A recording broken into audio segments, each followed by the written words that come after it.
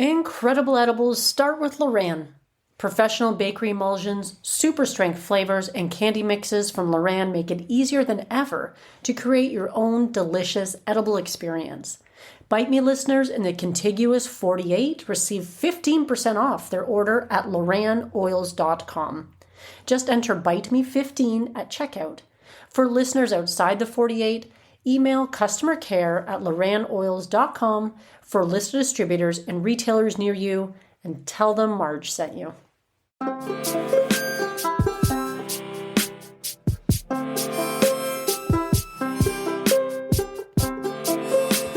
Today, friends, we're busting cannabis myths. We have deeply held beliefs around cannabis, but are they true? Does the science back up those claims? Find out with me which myths are true and which ones are not with special guest and cannabis expert Chris Fontes. Welcome to Bite Me, the show about edibles, where I help you take control of your high life. I'm your host and certified Ganjier Marge, and I love helping cooks make safe and effective edibles at home. I'm so glad you're here, and thank you for joining me today. Welcome back, friends. Thank you for joining me today. I'm really excited about this episode because the guest that I have with me today knows his shit. So if you're joining me for the first time, I hope you enjoy this episode. And if you're a longtime listener, welcome back. Thanks once again for joining me. And I think you're going to learn something in this episode as well, no matter what your level of cannabis knowledge is, because I certainly did. And I'm really excited to introduce to you Chris Fontes, the founder and CEO of High Spirits Beverages. He's a dynamic individual with a rich history of innovation and leadership in the cannabis industry and beyond, the perfect guest to help bust some of those cannabis myths that we all carry. So without further ado, please enjoy this fascinating conversation with Chris as we bust some cannabis myths.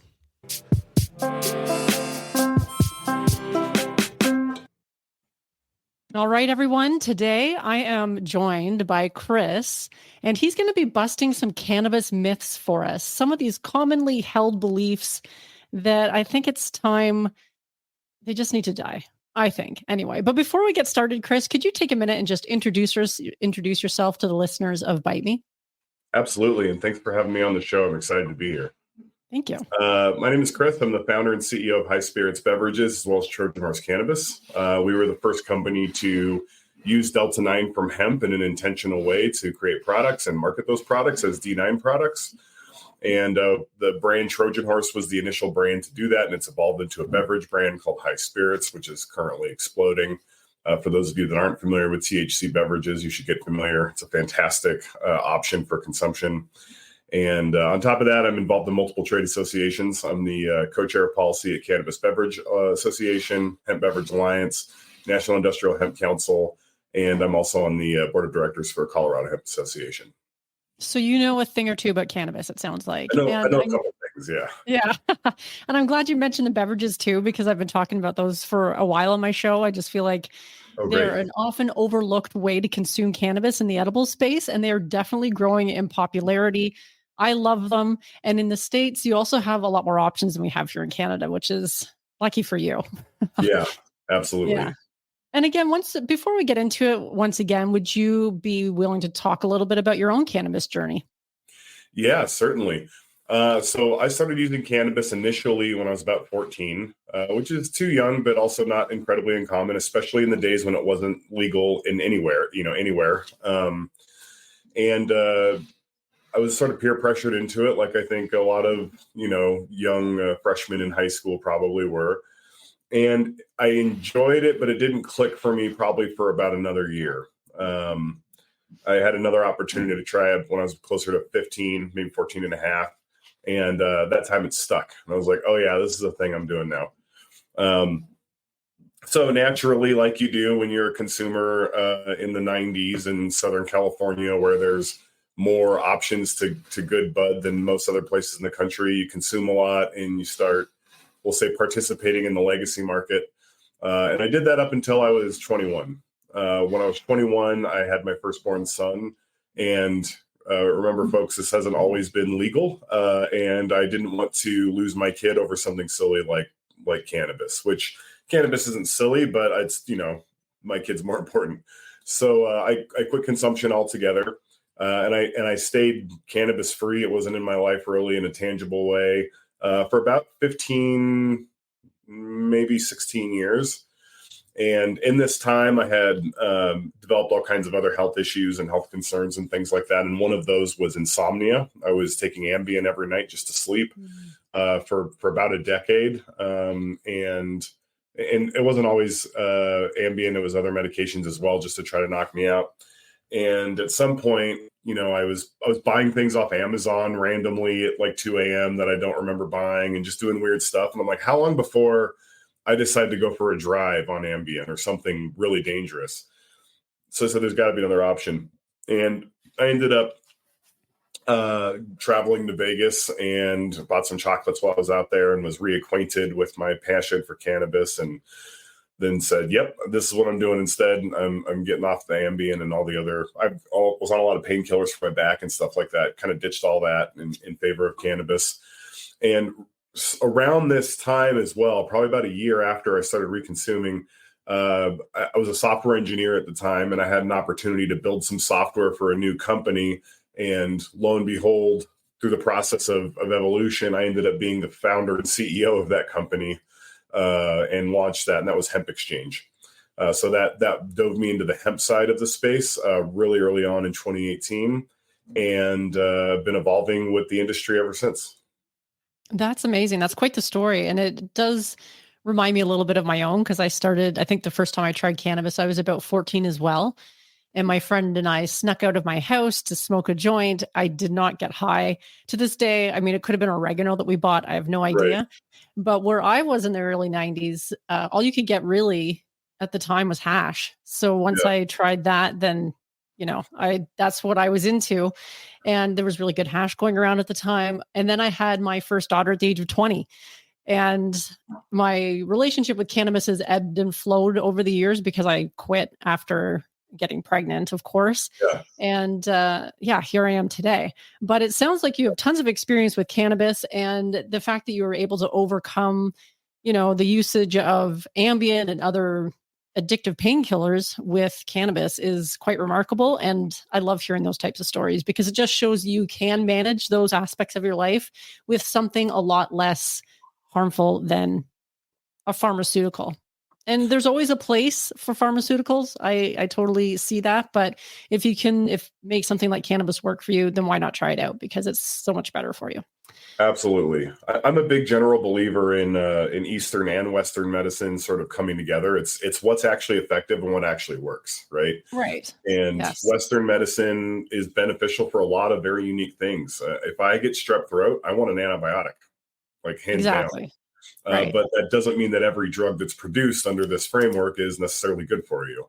And I think it's, American consumers, consumers nationally or worldwide, need to kind of understand a little bit better about what they're putting in their body and what it does. And I think that we've all been sort of trained to just sort of follow the guidelines of what we're taught is good for you. And I think we're realizing now that I won't say that there's intentional misleading there, though there is, but more or less people have just gotten lazy, right? People don't read their nutrition labels. They don't think about what they're cooking, what they're making, what they're ingesting. They just assume if it's on the shelf, it's safe. Right. And sometimes it's easy to overlook the list of side effects with those pills and potions that you're getting from your doctor. So, and the side effects, as we know from cannabis, there is no list of side effects. They're pretty minimal. So, so why don't we get into busting some of these cannabis myths? Because I think that's a good place to start. Now, of course, a lot of these have to do with edibles, because that's what I'm passionate about, and that's what the listeners of the show are passionate about as well. So the first thing I wanted to ask about, and because I used to work in a dispensary and I saw this all the time, edibles that were labeled sativa or indica.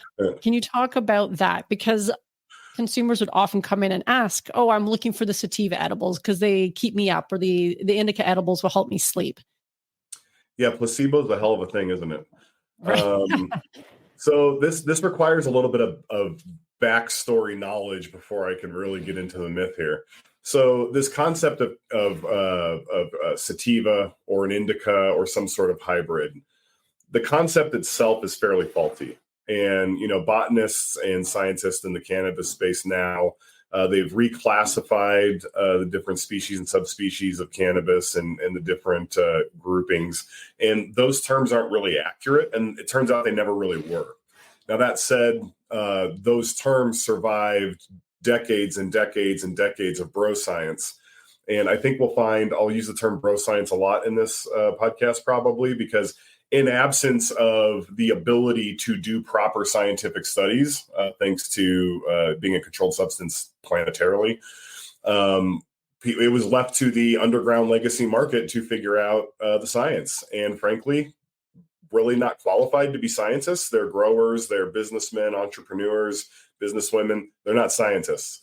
And so a lot of the things they came out with or stuck onto or taught weren't really accurate. And this is one of those things where your dealer would tell you, or even your grower would tell you, this is a sativa, this is an indica, et cetera. But those classifications don't really hold true, scientifically speaking. So how does this impact the consumer? Well, the consumer has heard the story, and it's continually perpetuated to this day through marketing efforts from different cannabis companies, that sativa makes you tired, energetic and uppy and ready to go. And indica makes you tired. People say indica means into couch, right? And that's also not true. We thought it was because of the particular cannabinoid, terpene, and flavonoid profiles of short, bushy plants, which we would call an indica.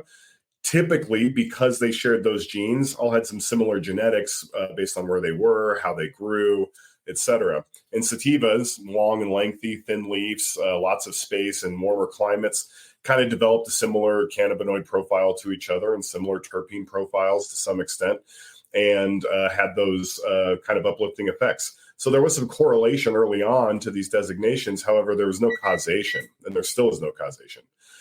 So to that end, these terms are kind of irrelevant. However, since they're so prominent amongst the market, cannabis companies are using it as a marketing tool to try to help the consumer understand what they may feel if they take this product. And the way they do this is quite literally someone will smoke a joint of a new batch and they'll say, well, that put me in the couch, put it down as an indica. Oh man, that made me ampy, put it down as a sativa. And that's it. That's how they determine the classification of the product. Now, there's a couple problems with this. One, placebo's a hell of a thing, right? If you think it's going to create a certain sort of impact to you, it probably will. And on top of that, cannabis in general, the cannabinoids really sort of act as an exponentiator of your current mood. If you take an edible and no one tells you if it's sativa or indica, and it's like 11 o'clock and you're all pumped for a hike, and you take an edible and go for a hike, you're going to say, man, that was definitely a sativa. It had me pumped. I could give you that same edible at 11 p.m. when you're already a little tired, and it's going to knock you out. And you're like, man, that indica put me in my bed last night. I was totally zonked. And it could be the exact same product, and you would probably not realize that. So this is common across all cannabis consumption, but edibles particularly, with the point of this show, which I'm building up to, is extremely interesting, because what steers the effects of a cannabis experience is a combination of your primary cannabinoids, your minor cannabinoids, your terpenes, which are a primary driver, and other things that we're learning now. There's certain esters and volatiles in cannabis that we think now are having some impact on that additionally. Well, when you make an edible, almost always you're using distillate. And when you make distillate, the terpenes get burned off in the process. And in fact, a lot of the minors do too these days. So you end up with a primarily THC only edible, which has no steering effects. It's not going to make you excited, or it's not going to make you tired, or it's not going to make you focused. They just don't do that. You can have minor cannabinoids introduced, like let's say THCV, for example, or CBN, for example, and then you could sort of steer, but that's not really sativa or indica either. It's just a different cannabinoid having a different effect on your body. And so there really is no such thing as sativa, hybrid, or indica when it comes to edibles, especially because the steering effects don't exist. Now, you could have like a live resin edible, which would probably still retain a good amount of terpenes. But even if they're there, when you ingest it into your stomach, the terpenes get filtered out by your liver. So even if they exist in the edible, they're not making it to your bloodstream. There's a couple heavy ones that might make a little bit of it, like myrcene, for example. But a good portion of them, the whole majority of them, will not even get to your bloodstream. So even if it's in the edible, it doesn't make a huge difference at the end of the day for the experience. So basically what you're saying then is most of the edibles that you're going to find in dispensaries that are labeled sativa or indica, it's a total misnomer. And I saw that all the time too, but it's kind of frustrating because I guess manufacturers and LPs and people involved in the industry know that consumers understand cannabis in that binary of sativa and indica. And does that mean they're just not taking the time to sort of educate consumers?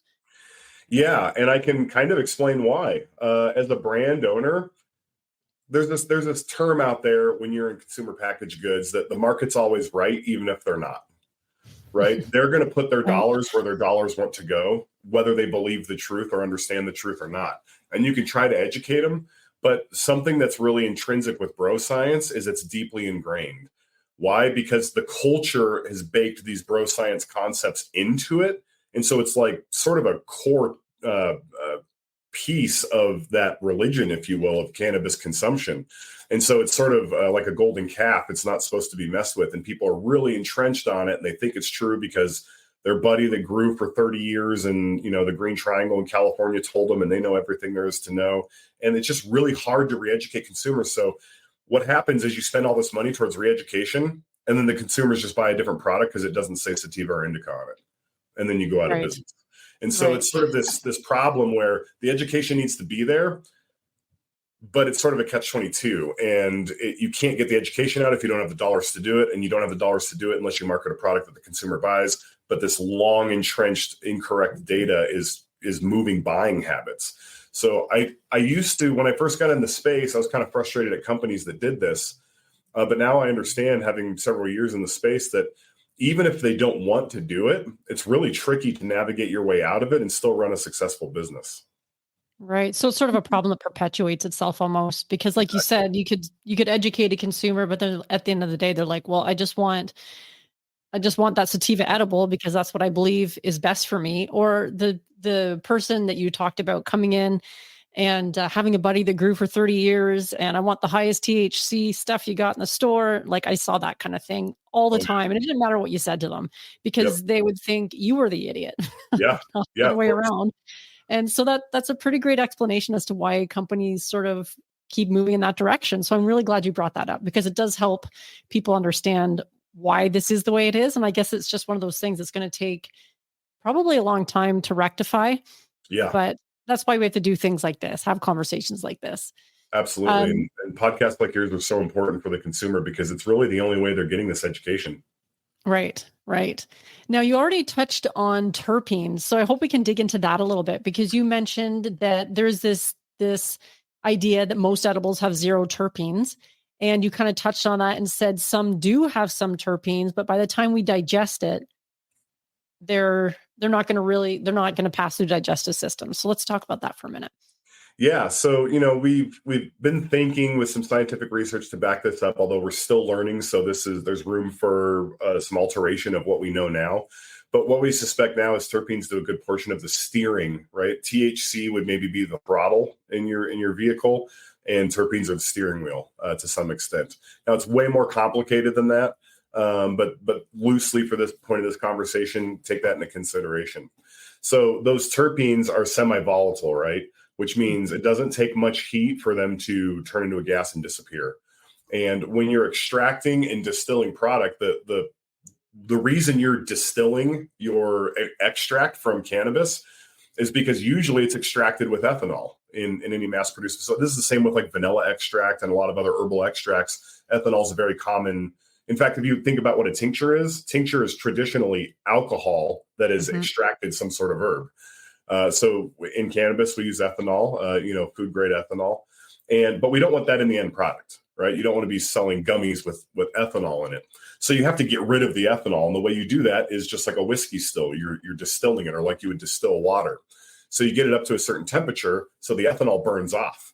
Well, in that process, it's taking other things with it that have a similar point at which the temperature converts the solid into a gas. And so you lose some of those minors, you lose almost all the terpenes, if not all the terpenes in distillate, and flavonoids. A lot of the, those volatiles, especially like the esters and things of that nature, they're all gone. And so it really boils down to you're really getting your primary cannabinoids into an oil, and that's about it. And that's typically what we make edibles out from, because it's the most cost-effective way to do that. Now, you could do a live resin or like a bubble hash or a rosin or something else to maintain some of those terpenes to put into edibles. But again, if you're trying to run a business, you're paying a lot of extra money for an oil that has some compounds in it that ultimately aren't going to make any difference in the end user's experience. And so it's typically not done. Now, that said, we actually do sell live resin edibles, and we do so not so much for the terpenes, but for the other minors and the acidic version, right? With that heat during distillation, CBDA converts to CBD. THCA converts to Delta 9. So you have these acidic carboxyl groups that are attached to the molecules that come off when heat is applied. And so distillate's all, we'll say, not converted in the way that like Delta 8 is a conversion, but it's through heat, it's losing its carboxyl group, so you're getting that version of the product, which means you don't get any of the potential benefits of having those acidic compounds in your product. So we make a live resin gummy intentionally to maintain some of those acidic carboxyl groups in the product, because it gives you a more holistic cannabinoid profile from the plant, and it's overall a better experience. But I don't believe the terpenes are doing anything for our consumers with our live resin edibles. Right. So if you want those terpenes, you should be combusting or vaporizing versus ingesting. Now, how would Yes. that differ for someone who's making their edibles at home and they've done their decarb and they infuse it into a fat and then they make a pot brownie? Yeah, great question. So I haven't actually seen any testing to qualify what I'm about to say, but I suspect a lot of those terpenes are going to be lost in that process as well. I think decarbing is probably going to lose a good portion of the terpenes. I mean, a good test would be to decarb your flower and then smoke it and see if it feels different than before you did that. I guess actually it should be the same. Well, I don't know. You've really posed a good question here that I don't think I have a solid answer for. I would suspect, though, that the terpenes are lost during, at minimum, the cooking process. Right. I tend to feel the same way. I've had a few chefs tell me the same thing, because the decarb process, and then again, you're cooking them at temps to make your fat. And then of course you're also baking it or cooking it into something as well. Yep. So I think there are methods to sort of preserve those or terpenes when you're cooking at home, but then you lose out on the potency. So there's always a trade-off in a lot of those scenarios. So it doesn't really matter which way you go. You're not really consuming edibles for the terpene profile. You got to save that for your other methods of consumption. That's right. Yeah. Now, CBD, does it cancel out THC? No. That was one of the myths that I've seen. Yeah. So when we first launched our company, the product that we launched with to sort of kick off the hemp-derived D9 space in the USA was a 10-to-1 ratio. Actually, our first one was a 15-to-1 ratioed product. So 15 parts CBD to 1 part THC, which means you had 10 milligrams THC to 150 milligrams of CBD. And we really hit a wall that we didn't expect we were going to hit when we first launched, with people going, well, that much CBD, you'll never feel it. You could take 1,000 milligrams, you'd never feel the THC. That's just ludicrous. This is not true at all. Now, it's true that CBD does have an effect with THC, and it does mellow some of the sharper edges of the symptoms you would experience while being impaired by or having the psychoactivity from Delta 9 THC. And so there's a benefit there, and it does change the effects a little bit, or modulates them more accurately, but it doesn't negate, and that's the big difference. And so for people that are high tolerance consumers, that high frequency, high tolerance consumers, they push back on CBD because they're trying to get that sharpness back that they've lost because they consume too much. And essentially, when you consume too much, all of your receptors downregulate, which means they start minimizing the amount of receptor sites you have, because it's like, whoa, we're getting too much of this. We're going to slow down and turn a bunch of these receptor sites off, so we can't get that much anymore because we're getting inundated, which makes it harder to experience the effects you're after. And so they want that sharpness because that's what they're trying to get. In reality, if you start your journey with a good amount of CBD in your product, and you don't overconsume, you're less likely to downregulate in that way, and you're more likely to be able to experience what you're trying to achieve every time, instead of getting to a point where now you eat an edible just to feel kind of normal, but you never really get high anymore. So I'm not sure if that answers the original question at this point because I kind of rabbit trailed a little bit, I think. No, it does, because you're Okay, basically suggesting that CBD doesn't cancel out the THC. And that's if right. you consume an edible that has 15 times the THC, but that THC is at 1,000 milligrams, uh, and depending on your tolerance level, you're still going to get really, really high. Oh yeah, yeah, Yeah, absolutely. it's not going to cancel Um, it out, which leads me to my next question, which is a lot of the times you hear that if you get too high, you can take CBD to sort of bring you back down. Can you talk about that? Because I have heard many times that that's actually a myth as well. so it's a myth that it'll bring you down. But what CBD does is it helps modulate the experience, and specifically with a Delta 9 high, what it does is it calms down the paranoia. It Right. calms down your tachycardia or your racing heart.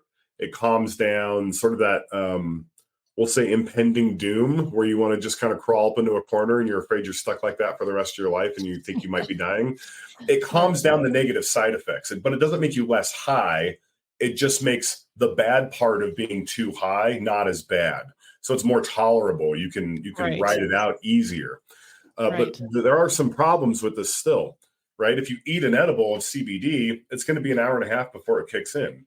Well, by that time, some of your THC is probably starting to mellow out, potentially, depending on when you took it and when you got too high.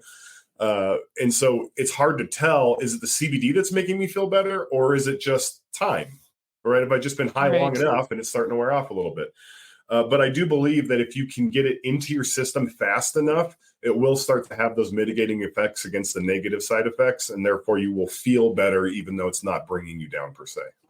So it, like you said, it'll make being too high a little more tolerable, so you can get through it without having to call 911, essentially, which is always a good thing. Correct. Yes. Right. Yeah, and I don't fault anyone when they feel like they need to call 911. Like, if you feel like you need to call 911, call 911.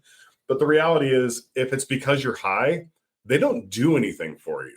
They'll bring you some Right. water and they'll check your blood pressure and they'll be like, "Yep, turns out you're high. Just hang out in this hospital bed. And $1,000 Right. later, you'll go home because suddenly you'll be sober and be like, why am I here?"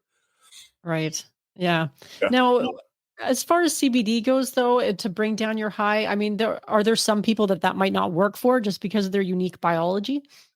Oh, I think so. I think something that's a big misnomer is that THC always makes people feel X. This terpene always makes people feel Y. It's so variable. And here's a great example. We're talking about those high tolerance, high frequency consumers, and they're wanting to chase that sharpness. And a lot of them feel like the CBD dulls it out for them. Mhm. I also know people that are high tolerance, high frequency users that when they introduce CBD with their THC, they get too high. They get obliterated. And they're like, I can't do that anymore. In fact, Right. when we started making our edibles, we were a friend of mine from high school actually had started his own cannabis gummy company. And I said, "Hey, man, are you willing to take a shot and make these edibles for the first time in history that are like this?" And he said, "Yeah, let's do it." Well, they're a small batch company, and the pots that they make a special type of gummy that's very particular. You have to mess with it a lot during the process. It's not a set it and forget it process. And because of that, they use an open pot when they're boiling their gummy material. And as you can imagine, when you pour distillate into a hot open pot, some of it evaporates into the air and you inhale it, and just like you're doing dabs all day. So him and his Mhm. entire team were basically used to ripping dabs most of the day while doing their job because that's how they had to function. And this was early enough that respirators weren't being used and some common sense PPE wasn't being used. So all him and his entire team were massively tolerant. They were inhaling distillate all day long for the last several years. We brought him our distillate that was 15 parts CBD to 1 part THC and had him cook it.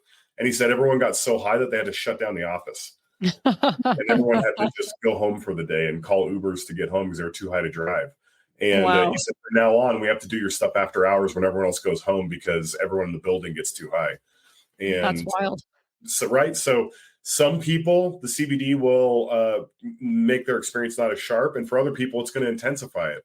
And all that to say, yeah, people react to these compounds differently. And while you could safely say like 80% of people will probably fall in this range of effects, there's always that 10% on either side that's going to go wildly extreme the other direction.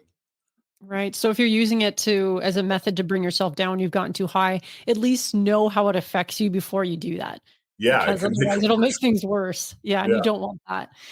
Now, as far as edibles go, edibles the same as inhaling cannabis. Let's talk about that myth for a minute. Ah, no, they are completely different, in fact. So again, the plant really makes the two primary cannabinoids we'll talk about is THCA and CBDA. When you're buying your flower from your dispensary or from your plug or out of your home grow, you pull your flower out of, it's going to be predominantly THCA and or CBDA. This is the acidic form that, again, if you were to consume straight THCA, it has no effects because it doesn't bind to your receptors in that manner. So what happens is when you spark that joint and that flame hits the flower and it turns into smoke, that combustion converts the THCA to delta 9 THC and it converts CBDA into CBD. Well, you inhale that, it goes into your lungs through perfusion in your lungs, or gas exchange, just like with oxygen, it gets right into your blood immediately. So in your blood, there is delta 9, and that is the compound that is binding to your receptors. Now, when you consume via an edible, we already talked about how the decarboxylation process doesn't happen with your lighter like it does in a joint. It happens when it's being distilled typically, and then it's cooked. Even if you're making edibles at home, it's cooked. It's going to be decarbed. You're going to be eating delta 9. However, your liver does not put delta 9 into your bloodstream. You have an enzyme in your liver that actually processes this cannabis oil. And in that processing, delta 9 converts to 11 hydroxy delta 9 THC. So what happens is 11 hydroxy is the compound that gets into your bloodstream, not delta 9 by itself. So it really is an actual different compound, and people can have wildly different experiences. My wife, for example, she can hit the vape cart. She can hit live resin, high THCA vape cart 5, 6, 7 times and feel pretty good. 2 milligrams of ingestibles is her limit before she starts having panic attacks. And she's tried to increase that and she can't. And for whatever her reason, her body's super sensitive to 11 hydroxy delta 9 THC. There's a caveat here that I want to add because it's really interesting. This is true for all edibles and all inhalables, except for beverage. Beverage is an exclusion from this rule. And the reason is, in order to get the oil to homogenize into a water base, you have to emulsify it. And in this process of emulsification to get your liquid suspension with the THC into the water, you don't want all the THC sitting on the bottom and you drink the first half and feel nothing. And then all of a sudden you get it all in the bottom. And especially thinking a big barrel when you're making thousands of cans of something, every can needs to be the same exact milligrams. And to do that, you need really good suspension or homogenization through everything. So in this process, the particles of THC, which are really resinous, really sticky and bind together in these big clumps, they get broken apart and then encapsulated into something that will stick to the water. Well, because those molecules are so much smaller, they typically come in nanoparticle size, which is sub 100 nanometers. They're small enough to skip phase 1 metabolization. So what that means is to get it into water, you need to essentially make the molecule small enough that it no longer gets metabolized through the liver. And therefore you get an ingested delta 9 that stays delta 9 and hits your blood like delta 9. That's very interesting because my next question was talking about drinks are more like an inhalation high. So is that sort of the idea then? That's exactly correct. Because you're getting that delta 9 through ingestion, but it's going right to your bloodstream instead of being converted, it's going to feel much more like an inhalation high. And again, my wife being an example of someone that has extreme reactions to 11 hydroxy delta 9 THC, she can drink beverages and have a great time. Her tolerance is a little higher. She can do about 5 milligrams in beverages. Yeah, I was just going to ask if she can drink a little bit more than the 2, because 2 milligrams is in the world of edibles, like extremely low. Although I've met people who have 1 milligram tolerances as well. But then again, with edibles, I've met people who could consume 600 and still operate. Mm-hmm. I don't understand. Yeah, I think there's more people out there that have that incredibly low tolerance than we realize. And I think we didn't realize it before because who was making 1 milligram edibles in 1998? Right? Yeah, nobody. You didn't know how many milligrams was in it. And the only way you had any idea was you ate one and said, it feels strong. It feels weak. Right. But the people doing this are high tolerance, high frequency consumers. And they're giving it to their high tolerance, high frequency friends. And someone's like, I want to try. And you give them a quarter of a cookie and they have a horrible experience. Well, was it 2 milligrams or was it 30 milligrams? Nobody really knows. And so those low tolerance consumers, I think in the past, they had said, I want to try that. They have a horrible experience because it's way too much for them. They're like, I'm never doing it again. But now that we're quantifying the milligrams in products, we have an opportunity to allow people with a really low tolerance to eat low milligram products. And so they can still have that good experience without getting burned the first time they try it. Right. Yeah, that's very true. And thank goodness for the legal market because of that. Because even now, like if somebody gifts me an edible and they haven't tested it in any way and they have no idea what the potency is, I won't eat it Yeah. because I kind of know the range where I'm at. But if it's a homemade edible and they're like, well, I don't know, I thought it was strong, then I'm basically eating that edible on a hope and a prayer Yeah. that it turn out well, because it could be 100 milligrams, it could be 5.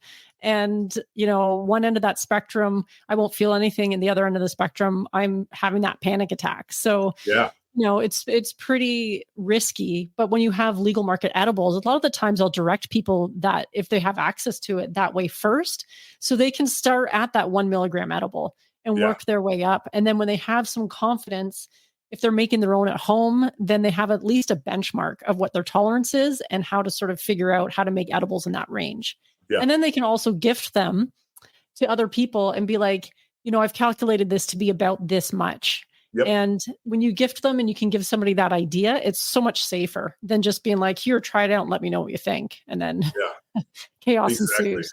Yeah. Now, as far as, we'll switch gears a little bit here. There's the myth that hemp is the male plant and marijuana is the female plant. Yeah, this is just a bold-faced lie. I'm not really sure where this originally came from, but I think there's general confusion around the terms cannabis, hemp, and marijuana, especially in the U.S., where we have a very robust hemp program that is making products that are virtually the same, if not exactly the same, as the marijuana program. So the terminology here is really muddied for most of the consumers. And back in the day, again, going to that bro science, this is what was taught for some reason. And I don't know if math, I doubt like real growers believed this per se, but I think consumers holistically did. And the reality is it couldn't be further from the truth. Hemp is a made up term. It is in the US, it is a legal term. Previously to it being a legal term in Western civilizations, before we called it marijuana, it was often referred to as hemp. Why? Because for thousands and thousands, if not millions of years, we've been using the hemp varietals as a species to make rope, twine, textiles, all sorts of things. In fact, it's really interesting. During World War II in the U.S., while cannabis was already completely illegal and you couldn't grow it, we realized that we were running short of hemp supplies and we couldn't get imports because we're in the middle of a war. So the U.S. actually said, hey, temporarily, not only is this not illegal, but we're going to pay you if you grow hemp. And they had this whole hemp for victory reel that they would play at movie theaters to encourage farmers to jump in and start growing hemp again. But hemp is cannabis. Marijuana is cannabis. It's all cannabis. And just like canines, there's a wide variety of, we'll say, phenotypes and genotypes within that species. So when you think of retaining some cannabinoids out of your plant, those are typically going to be the shorter, bushier, fat plants with the big fat colas of buds on them that are technically a flower. And we're going to either smoke those or extract those to get we're maximizing cannabinoids, right? That's a type 1 chemotype of cannabis, high THC, little to no CBD. Type 2 is a balance of THC to CBD. Type 3 is high CBD, low THC, and those are all those bushier Christmas tree looking plants. But then you have type 4 chemotypes. Type 4 chemotypes are predominantly grown for either fiber or grain, and they look drastically different. They don't look like Christmas trees. They almost look more like bamboo. You grow them right up next to each other. They can get 14 feet tall. They don't extend sideways very much. Most of the flowering is the very, very top instead of all up and down the stalk. And we use those for different things. Hemp seed for feed and for human consumption for food. It's really good in omega-3s and proteins. Hemp is kind of a wonder food, actually. And we use them for fiber. We use them for animal bedding. We use it for bioplastics. We can do lots with those varietals or those chemotypes of plant or subspecies of cannabis. However, again, hemp is just a made up word to try to define that stuff. right? And in the US, we've muddied it because we've made an arbitrary distinction that hemp is below 0.3% THC. It's an arbitrary number, and it has nothing to do with the science of the plant. It's just a legal term. Marijuana has been considered the drug type, what you get cannabinoids from. But again, it's muddy because in the US, we're not growing a ton for fiber and textiles. We're growing for cannabinoids. So the whole thing is a giant misnomer. And I'll also share that when you're getting flowers out of your plant, that is a female plant, Right. period. So it doesn't matter if it's hemp or it's marijuana, or even if it's a type 4 fiber. If there's flowers on top, that is a female plant, because the flower is the female reproductive organ that's out there to try to catch the pollen from the male plants. Right. So hemp-derived anything is still from a female plant. It's just the morphology of the plant is distinctly different because it's being grown more for the seed or the fiber or that kind of thing. Well, here in the States anyway, when we use hemp-derived products, the plants look indistinguishable from a marijuana plant. It looks, smells, it's identical. It's that short, stocky Christmas tree with the big fat buds, because that's where you get the most of the cannabinoids from. Now, that doesn't mean that you can't get cannabinoids from those other varietals, but no one in the States right now, in a big way that I'm aware of, is growing large grain or fiber crops and then trying to pull cannabinoids out of them, because you can grow these stockier plants with way more cannabinoids. Now, we could talk about a percentage of yield by acre for different chemotypes. That's a different topic, but hemp here in the U.S. anyway looks exactly like marijuana in the U.S. You can't tell the difference. Right. That's very interesting. And it is so muddied because I see even in Canada, people would come into the dispensaries. Sadly, a lot of them were older folk who had seen something on the internet and they're like, I want more of this. And they'd show me a little bottle, and it would be a little bottle of like hemp oil that you could buy at the grocery store and take, sprinkle on your salad or whatever. But they had paid obscene amounts of money for it, which was like, obviously some company was out there marketing to these people and they thought that it was the same thing, but sadly it wasn't. So I'm glad we talked about that. Now, can we talk about the term marijuana itself being a racist term? Yeah, so this has also been academically proven to be false. Now, that doesn't mean that it wasn't used in racist tonalities, especially in the U.S. during or the original Prohibition. Henry Anslinger, which really pushed the anti-marijuana rhetoric in the States first, before Nixon did by several decades. He was heavily racist, and he said some really horrible things that I don't even generally like repeating. But you can Google them and find them, and they're quite shocking. I mean, things like that are just absolutely absurd to say in as a human. And because of that, because of the racist tendencies of Anslinger and those policies, and then further by the racist tendencies of like the Nixon administration when the Controlled Substance Act came out, there's this concept that marijuana is an inherently racist term. And the reality is it's not. Racists used the accurate term at the time for the plant to talk about the plant and stigmatize it and make it bad. But the term itself was not created by these people. It was inherited by these people because that's what it was being referred to by the consumers of the product generally. So it's not inherently racist. In fact, if you go back, and the Trichome Institute has a wonderful blog post about this, and one of the members there is extremely intelligent and does a lot of deep diving research. And he was able to go back and put together this whole story from a bunch of different researchers. And there's other professors at universities that have done this, and he pulled reports from them that show that marijuana is actually a very positive term. And when Spanish settlers landed in Latin America and they instilled Catholicism through force amongst these people, they did not like cannabis use, and they basically banned it from the indigenous folks in Latin America. And the Latin Americans, as part of their religious ceremonies, were using cannabis, and they didn't want to stop using it. So they figured out they had to hide it, and they had to kind of sort of do it underground, which feels very like we haven't progressed very far since the Spanish invaded Latin America, apparently. But so they came up with this term, marijuana, which sounded like Mary. It kind of sounded Catholic, so they could talk about it with each other, and it wouldn't really raise a red flag immediately with their overlords, if you will. And they could do it in private, and it was almost a term of rebellion. Like marijuana was almost a rebellious flag, like a "don't tread on me. We're going to keep using this whether you like it or not, and we're going to do it under your nose, and you're not going to know about it." And I think that we should reclaim that term as that anti-prohibition, anti-government overreach, anti-telling us what to do, because that's how it started. And this concept that if you use it, you're a racist blows me away. And it's unfortunate because it's extremely prevalent. I think it's going to take, I don't know if we can reverse course now. It's so prevalent amongst the hive mind. But I'm hoping we can, because really it's a great term and it has a lot of historical value. I mean, it was in the pharmacopoeia in Mexico, decades or not centuries ago, like a century ago. And it's really unfortunate that we've decided it's racist and now no one can use it. Now, I still use it regularly. And the way I use these terms is interesting. So especially in the US, because of our policies here and our laws, if I'm talking about the plant, the product, what it does to you, or any general terms about it, I just say cannabis because that's what it is. When I'm talking about the legal framework in which your business or product operates in, that's where these terms are required because they're actually legal definitions in our country. So marijuana is a legal term and hemp is a legal term. And so when people have often said in our country, well, there's cannabis and hemp. Nope, both are cannabis. There's marijuana and hemp. Both are legal terms. All are cannabis.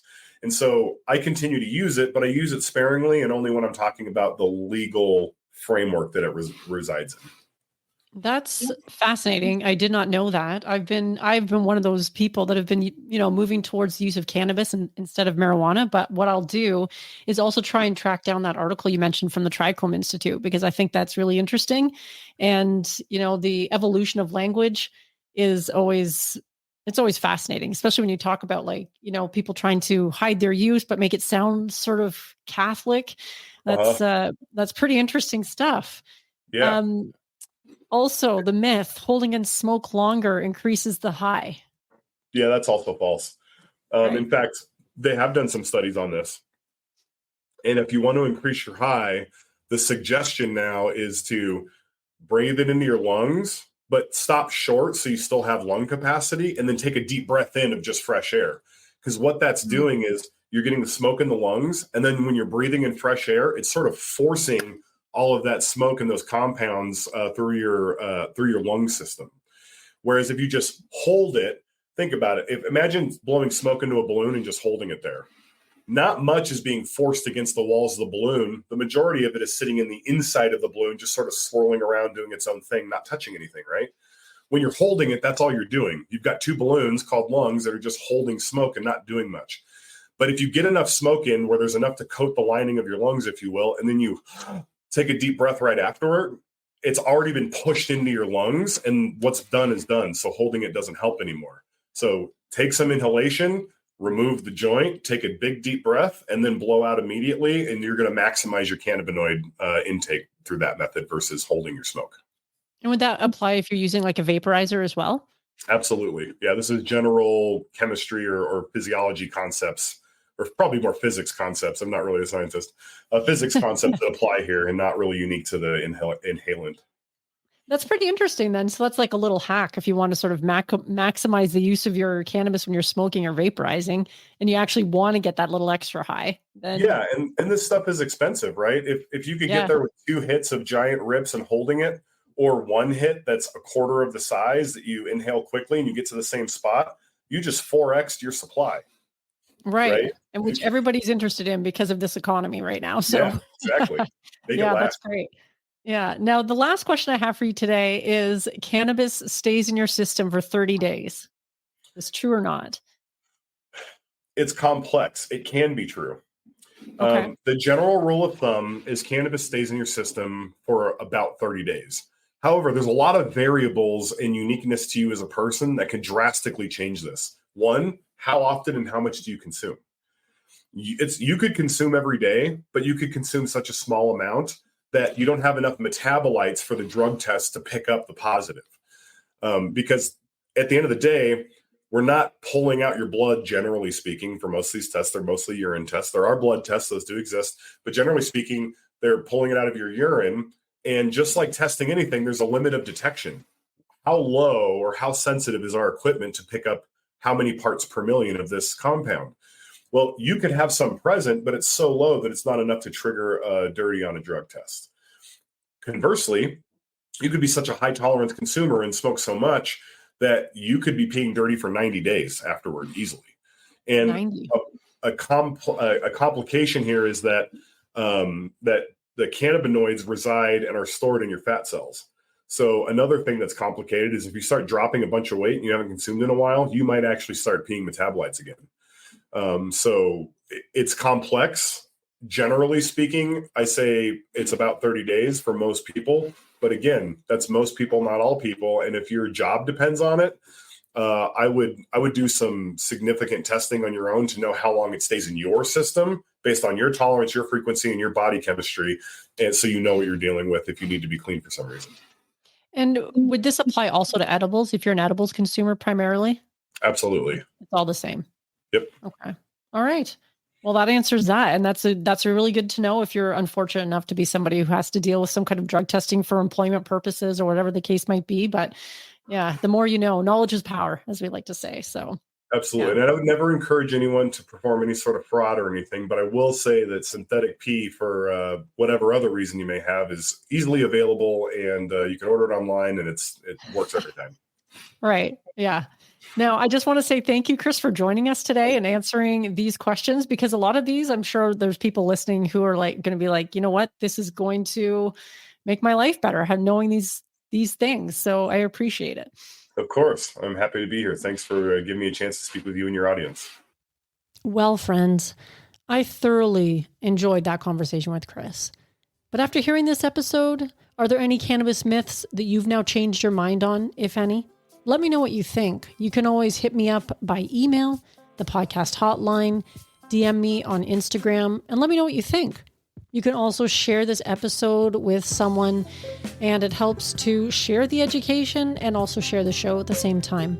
You can always stay up to date with the news, events, questions for guests with the newsletter, and it helps keep these episodes timeless.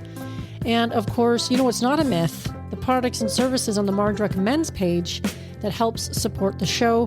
And of course, consider joining the Bite Me Cannabis Club, where we can talk about busting myths over there more in depth if you wish. I'm your host, Marge, and until next time, my friends, stay high.